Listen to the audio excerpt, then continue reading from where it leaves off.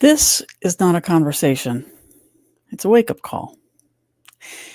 You were never meant to be nice. You were meant to be powerful. Nice, it's such a small word, right? 4 little letters. But man, does it hold weight. It controls how you move, how you speak, and how you shrink. So here's what I believe. After having spent years working on my own nice. If every woman gave up being nice, the balance of power in this country would radically shift, and fast. So right now, my bet is that you're in one of 3 camps, right? So camp 1, you get it, right? You have fought to unlearn nice girl training, to unlearn your conditioning. You know that power isn't found in being nice, but rather in being kind. Demanding self-love from yourself, demanding respect from yourself and from others, personal integrity, awareness. You're a powerhouse. If you're not in that camp, maybe you're in camp number 2. Camp number 2, you think I'm telling women to be mean, right? Most likely you're a woman, and it's your nice girl training talking. You most likely police yourself to stay nice, and you police other women, making sure that you keep the system in place, the nice girl training. I know because I used to be one. I used to be you. If you're not in camp 1 or camp 2, then maybe you're in camp 3. Camp 3, you think I'm angry. Oh, sorry, this one cracks me up. You think I'm angry and trying to fan the flames of angry women everywhere. For those of you in this camp, in camp number 3, if women having boundaries and stepping into power looks like war to you, that says everything I need to know. I'm good. You are part of the system, and you will not enjoy the rest of this video. Now, if you're in a different camp, let me know. I'd love to hear if there's another camp. These are the 3 I have found from talking about being nice with people. Women are shamed into being nice. We're shamed all the time. And it's all based on whether the recipient deems whether the response is nice enough according to their own personal definition. After all, who's telling you to be nice? Who's telling you that you're not being nice? It's all based on that person's definition. So let me ask you a question. In your life, who benefits the most from your being nice? Who benefits the most? And what does that process cost you? What do you lose in the process of being nice for this person? Now, sometimes this is a coworker, a spouse, a family member, friend. It may even be a client. What do you lose when you are nice for this person rather than being kind and standing up for yourself? In my experience, my client's experience, it's dignity, pride, self-respect. Those are the things you feel because you've denied yourself, again, what it is that you really think. So let me give you some examples. Maybe in your conditioning to be nice, maybe you smiled through a meeting while a coworker takes credit for your thought, for your idea. Maybe it's you stayed quiet when your boss came to you and made a decision to put more work on your plate. And maybe it's unpaid. Maybe you kept your prices low because you didn't want to be too much, or because somebody complained that your prices were too high and maybe that they're unfair. And that's not nice. Maybe you stayed in a relationship because so many people would not understand how you could possibly leave the person you've been telling everybody for years is incredible. Nice girl training. Maybe you don't shoot that video or do that live because of repercussions of making a mistake or social media angst and judgment. That's a real thing. But whatever you allow, you're accepting, right? You're accepting and you're calling into your life. So if you're allowing these people to have this outside force on you, whatever you allow, you are accepting and calling into your life. Let me check my notes here. Nice girls stay small. No matter how much you fight it, no matter how big your dreams are, no matter how much work, if you try to stay nice, if nice is the center point of your life, you will stay small. There's a historian, Ulrich. Is that right, Ulrich? The woman, she's a historian. She said, well-behaved women seldom make history. Laurel Thatcher Ulrich. Thatcher Ulrich. Well-behaved women rarely make history. So I need you to remember, on your journey to freeing yourself from your nice girl training, just as with any other situation where you are leveling up, going to a different level, the universe will always throw a wrench to test your resolve. Every single time. I mean, it's really without fail. You can get all convicted about what it is you're going to do. I'm going to do this.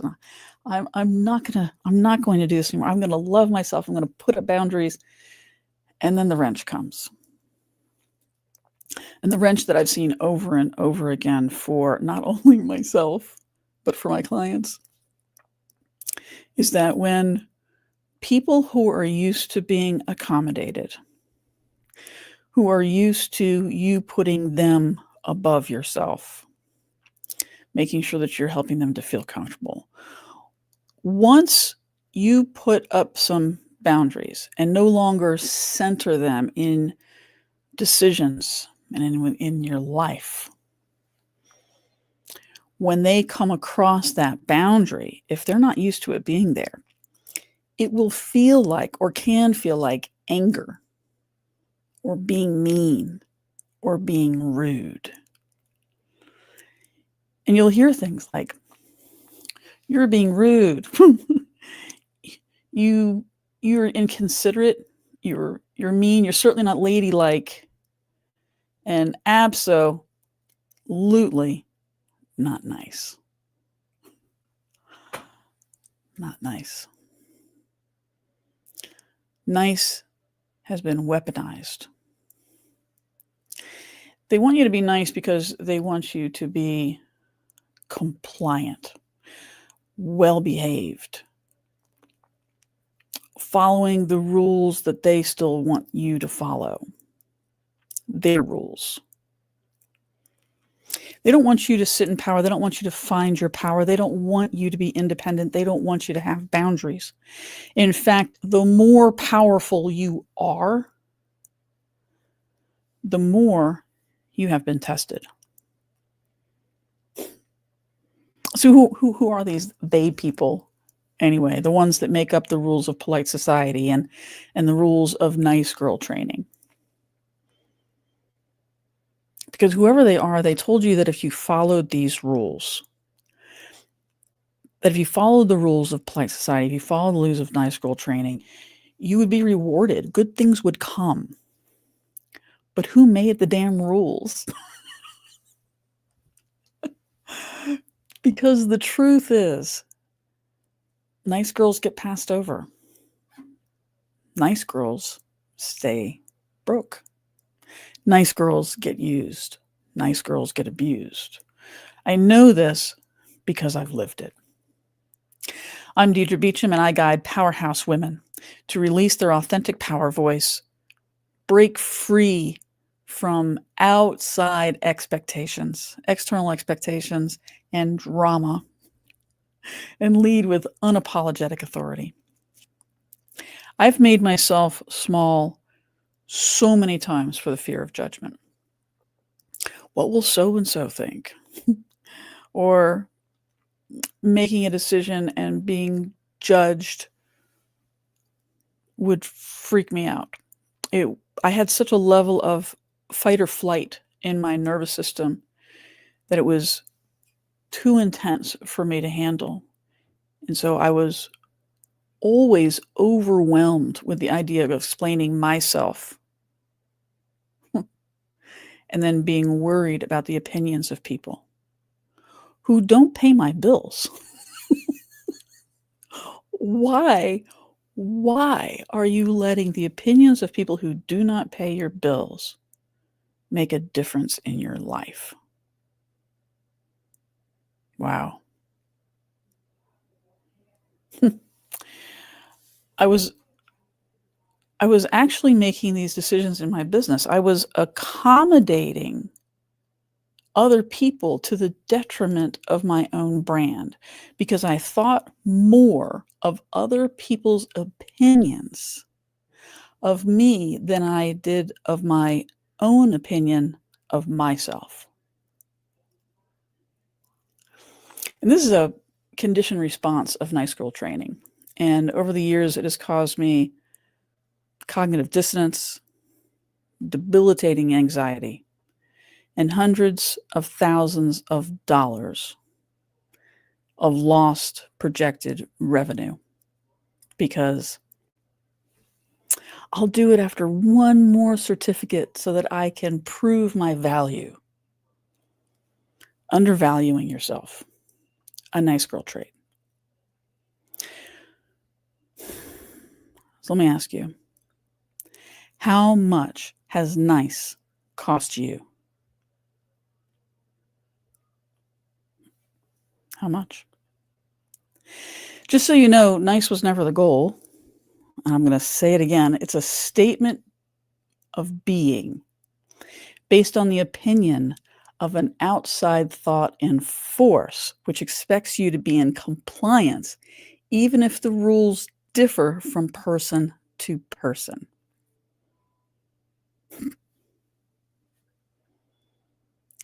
People who want you to be nice and to force you into a state of niceness want you to choke on your own words. Nice is a cage. Releasing your power voice is the key. I want to leave you with 3 quick, actionable shifts for you. 1, stop over-explaining, right? You don't need to justify your decisions. They are your decisions. You don't need to explain them. As long as they are kind and being kind to you, own them. You don't need to defend them. They're your decisions. 2, speak first, not last. Take up space. Do the things that scare you. Get yourself on a live. Shoot that video. Say the things you want to say because they're meaningful to you. Express your wisdom and reach the people that are waiting for you. 3, raise your prices. Raise your prices and raise your standards. No more nice girl pricing. Okay? You are incredibly wise and you're a powerhouse. Act like it. So I want to leave you with one more question. This is a biggie. Who would you be right now if nice had never been forced upon you? If you had never been made to choose between what you think and what you are told. If you were taught to value what you think, what you feel, who you are, rather than what somebody else says that you should be, think, and are. Something like that. I messed that up somewhere. You get my point. Who would you be if that had never happened? If you had indeed been valued for who you are, who would you be? You can still be her or him. You can. This is a revolution. It's not a pep talk. We don't have time for pep talks anymore.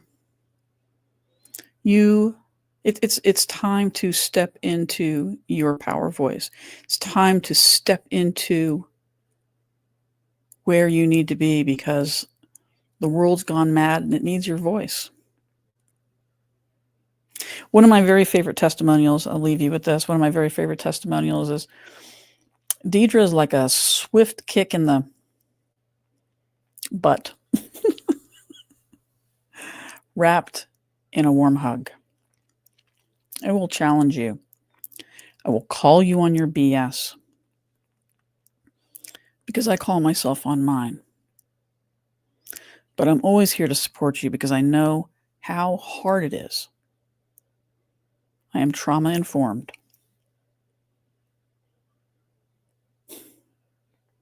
I know how hard it is.